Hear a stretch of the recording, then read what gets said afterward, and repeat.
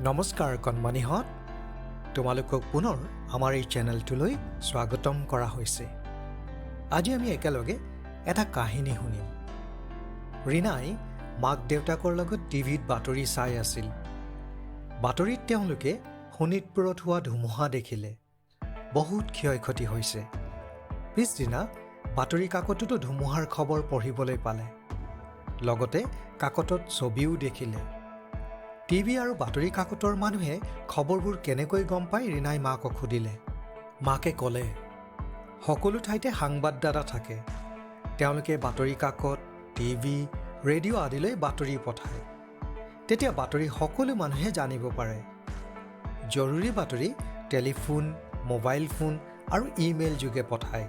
ছবিও ইমেইল যোগে পঠাব পাৰি।